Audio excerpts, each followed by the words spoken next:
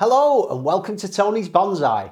I've had to zoom out wide to show you this huge juniper. Look at the height of that. And this is one of the trees I'm going to be working on today. And actually, with me having this wide angle, you can see some of my acrylic paintings, which I'll just quickly show you as well. I painted these last winter. I was a bit bored and I like using palette knife on canvas. And this is kind of almost an abstract representation of trees on a hill.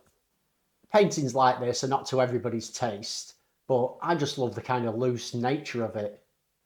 And this third picture, which is generally people's favourite, is a winter scene. Again, a sort of woodland. Okay, that's enough messing about. Let's get on with the video. And today we're talking about air layers. This isn't going to be a tutorial how to air layer. There's loads of those on the internet. You can only watch so many times how to do it. And last year I successfully air layered this hawthorn. And at the end of the video, there's going to be a link to me showing you exactly how I do it. But I want today's video to be more of a discussion about why we're choosing to air layer trees, what angle we're choosing to use on them, whereabouts on the trunk we're doing it. So a bit more about the sort of process as opposed to exactly how to do it, because it's pretty easy. I'm also going to be working on another hawthorn and a blackthorn, maybe another tree, I'm not sure. But we'll start off with this juniper that I showed you. As I say, it's huge, and I'm going to show you it in two sections. This bottom half has got some nice movement to it. It doesn't have a lot of taper, but it's got some kind of almost exposed roots there. It's got nothing until obviously this branch in here, and then it just continues on up. It's got a bit of dead wood here. It's not really got much going on at all. Although perhaps this natural shari, I presume a branch died off here and it's rotted down or pulled away or something. But that's quite interesting. Maybe this could form the base of a shorter tree. And while we're in close, I just want you to have a look at these weeds. I only ever seem to get these in the bottom of my junipers. They don't seem to grow in other trees, and they've got like a fairly long taproot like that. I'm really just wondering if anyone knows what these are. I've come back up to the top of the tree. You can see the top of this bit of deadwood here.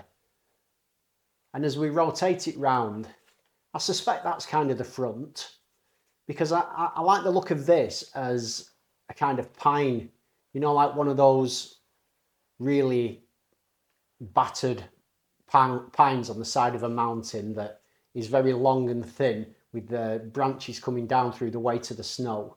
I see this potentially as that kind of tree. I think it could work well. And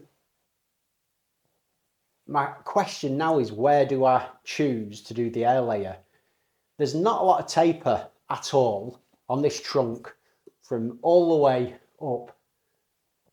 And as it is now, it's just too thin to be realistic. So I need to reduce the height, and it's a question of where I go. I mean, wherever I do it, the trunk's going to be fairly thin in proportion to the height of the tree.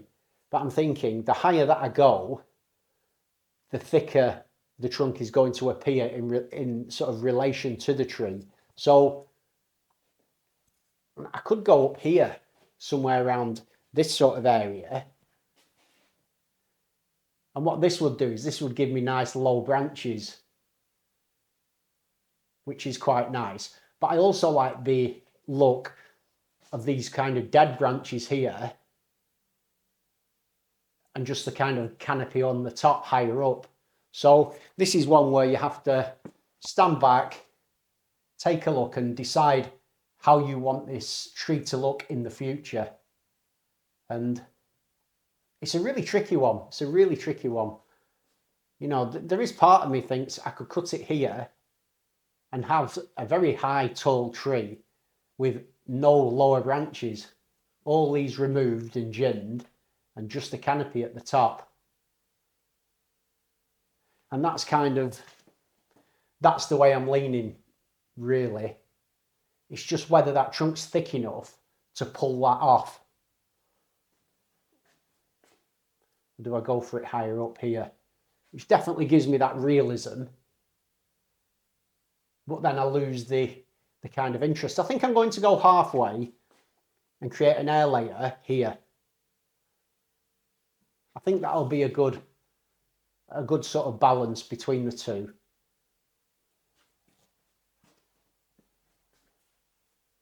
These are the wonderful decisions that we have to make in bonsai. This is where the real fun is. Because you only make this decision once. Once that bark is cut, that's it. I've gone for it. And then I just wait, hope it roots, and that's the tree. And it's weird. I'm not the best at visualizing things, but what I almost have to do here is imagine that this is the pot there. In fact, that's a good idea. If I get a pot and put it there, that'll give me more of an idea of what's going on. I don't have a pot handy, but I've got a piece of wood, and this will do the same job. So if I kind of imagine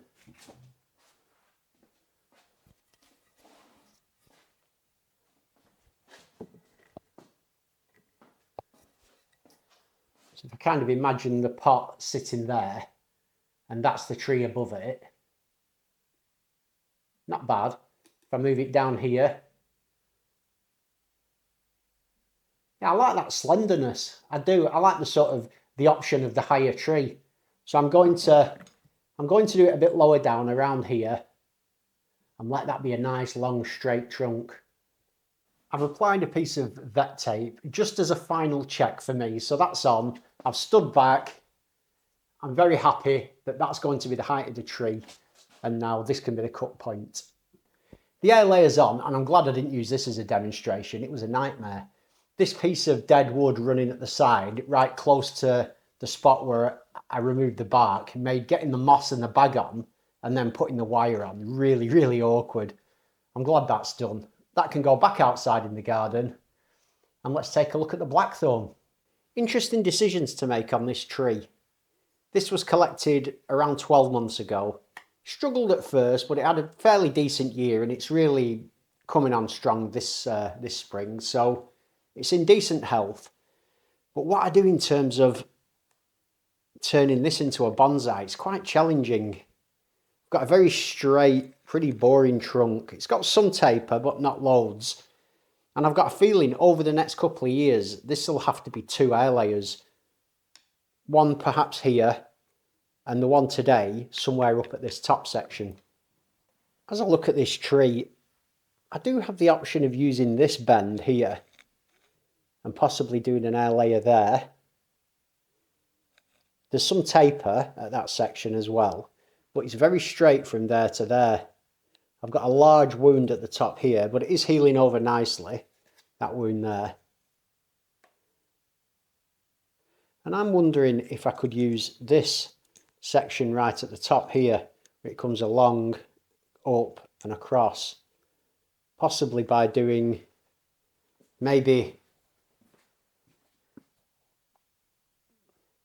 an air layer here, or possibly even right in there, and getting up close to the action, which is up here, because there's obviously nice taper from here to here. So maybe if I take it right in there, obviously I've got a large branch here, this one. It'll have to be, and I've got another fairly large branch here as well. It's quite a conundrum, this, is what to do. I won't want this thick branch here in the design. I just can't see that making it. So the question then is, if that's not in the design, would it be better air layering above it or below it? I brought you around onto the other side, and I'm just trying to work out how this could work in the future as a tree. This is definitely the movement that I like. Movement, taper, a little more taper, but nothing really beyond there. It's a question of these 2 branches. They're just in the wrong place. I can either remove them now, or I can remove them down the line after the top section's been air layered off. And I think I'd rather do it now and possibly delay the air layer.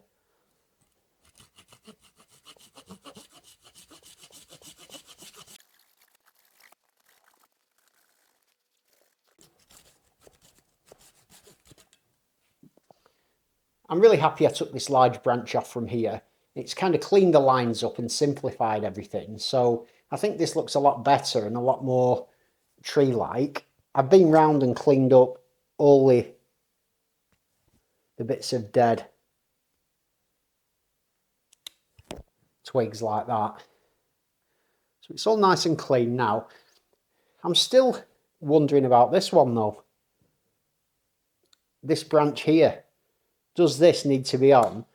Or would I be better removing that and going for the air layer at this time next year without this branch? And that's kind of what I'm thinking. So I'm getting rid of it. It's gone.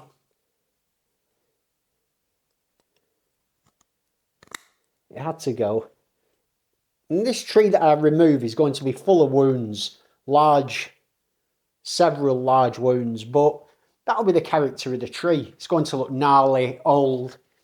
Even though it's going to be fairly small, I'm planning on doing the air layer somewhere around here and then sort of growing it as a little small bonsai and possibly air layering it at an angle to kind of, so it's almost like a leaning type tree or something.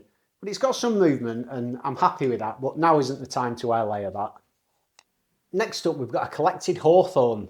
It's got a lovely silver bark to it, and I wired the top of this into the broom style over the winter in anticipation of creating an air layer here this summer. And that's exactly what I plan on doing. In the long term, I think the best part of this tree is definitely going to be this base. It's a really nice sort of twin trunk. It's got some quite good character, I think, down there, but there's a few suckers. I may as well just get rid of those. They're not needed.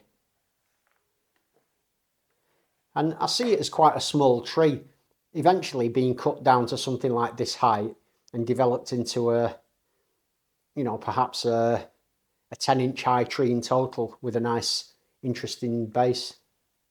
And as for this top section, I like this very straight vertical trunk. So I'm thinking the air layer should go around here. But before I do that, I want to take this wire off because it's beginning to bite in. And I don't want to have to remove this off the tree once I've separated the air layer, because that could get dodgy for the roots. So now's the time to get that off. I think the front is going to be something in this kind of direction. And I'm just looking now at, are there any branches that have grown that I don't need in the broom style design that I've got in mind for this tree. And I'm contemplating removing this one because I want the tree to come all the way up and then split. I don't think I want these lower branches confusing things. So what I'm going to do is get rid of that. Get rid of that. And get rid of this one as well around here. That should keep this eventual design of these branches nice and clean. And now I need to decide where the pot's going to go. Do I see the base sort of here or more there? Obviously, if it's there, it's a really kind of squat, chunky tree. Down here, it becomes a little more elegant. And this is an interesting decision. Where would you go? I'm thinking about there, yeah, somewhere in the middle. Again, I've used the vet tape just to guide me as to where to cut it. I'm going to make my top cut here, and then the bottom cut I will do a little lower. That's a bit tight, that's only about the thickness of the trunk, and you need to go sort of the thickness and half again, so I'll do my bottom cut around there.